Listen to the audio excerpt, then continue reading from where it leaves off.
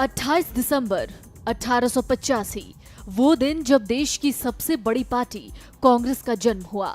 हालांकि कांग्रेस के गठन से लेकर अब तक कई तरह के आरोप हैं, लेकिन देश की इस बेहद पुरानी पार्टी की नींव रखने वाला और अब तक इस पार्टी को जहन में जिंदा रखने वालों को भी जानना बेहद जरूरी है।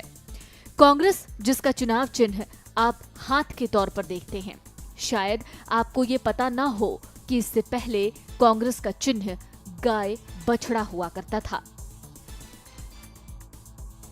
ये तमाम लोग जानते हैं कि कांग्रेस के साथ महात्मा गांधी जुड़े रहे, राजनीतिक शुरुआत से जीवन के अंत तक।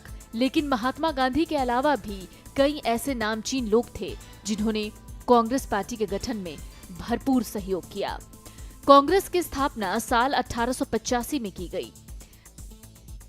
72 प्रतिनिधियों की मौजूदगी में 28 दिसंबर 1885 को तत्कालीन बॉम्बे के गोकुलदास तेजपाल संस्कृत महाविद्यालय में कांग्रेस की स्थापना हुई थी। इसे स्थापित करने वालों में जो सबसे बड़ा नाम था वो थे A.O. ह्यूम, दादा भाई नौरोजी और दिनशा वाचा।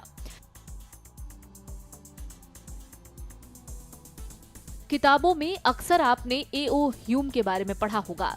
ये वो अंग्रेज थे जिन्होंने भारत की आजादी के लिए लड़ाई लड़ी थी। ह्यूम 1849 में भारत आए। वो ब्रिटिश सरकार के कर्मचारी थे, इसलिए उन्हें भारत में पोस्टिंग दी गई थी। भारत आते ही उन्हें बंगाल सिविल सर्विस के तहत उत्तर पश्चिम प्रोविंस के इटावा जिले में भेजा गया, जो फिलहाल उत्तर प्रदेश में है। यहाँ 1849 से लेकर 1867 तक वो जिला अधिकारी रहे। जब अंग्रेजों को ये पता चला कि ह्यूम क्रांतिकारियों की मदद कर रहे हैं, तब ह्यूम ने साड़ी पहनकर औरत के भेष में सिपाहियों से बचकर निकले। उनके कार्यकाल के दौरान ही 1857 में भारत के पहले स्वतंत्रता संग्राम का बिगुल बजा।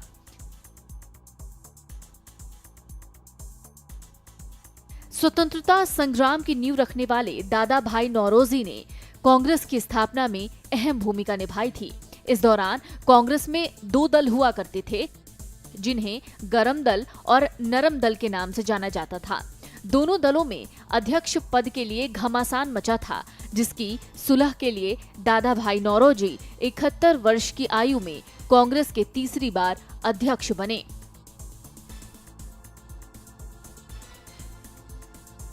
दिनशा वाचा कांग्रेस के संस्थापकों में से एक थे।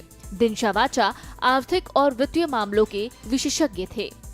कांग्रेस में सबसे बड़ा बदलाव 1915 में तब आया जब महात्मा गांधी ने भारत में आने के बाद राजनीतिक योजनाएं बनाई। साल 1907 में कांग्रेस दो दलों में बट गई थी, जिसे नरम दल और गरम दल के नाम से जाना जाता था। गरम दल का नेतृत्व मुख्य रूप से बाल गंगाधर तिलक, लाला लाजपत राय और बिपिन चंद्र पाल करते थे। वहीं नरम दल के नेताओं में गोपाल कृष्ण गोखले, फिरोज शाह मेहता और दादा भाई नौरोजी का नाम शामिल था। क्यों अलग थे ये दोनों दल? गरम दल पूर्ण स्वराज की मांग पर अड़ा था। नरम दल चाहता था कि ब्रिटिश राज में ही स्वशासन आ जाए। हालांकि 1915 से पहले कांग्रेस की छवि बेहद कुलीन थी, लेकिन महात्मा गांधी की राजनीतिक योजनाओं के बाद कांग्रेस की कुलीन छवि टूटी और कांग्रेस जनता की संस्था बनी। कांग्रेस 49 सालों तक देश की केंद्र सरकार का हिस्सा रही। इस पार्टी से देश को अब तक 7 प्रधानमंत्री मिले हैं। कांग्रेस का इतिहास बेहद बड़ा है, जिसे चंद पन्नों या मिनटों में समेटना उतना ही मुश्किल है। फिलहाल कांग्रेस पार्टी स्थापना दिवस मना रही है और इस बार यह स्थापना दिवस राहुल के नेतृत्व में मनाया जा रहा है। वीडियो डेस्क, अमर उजाला.com।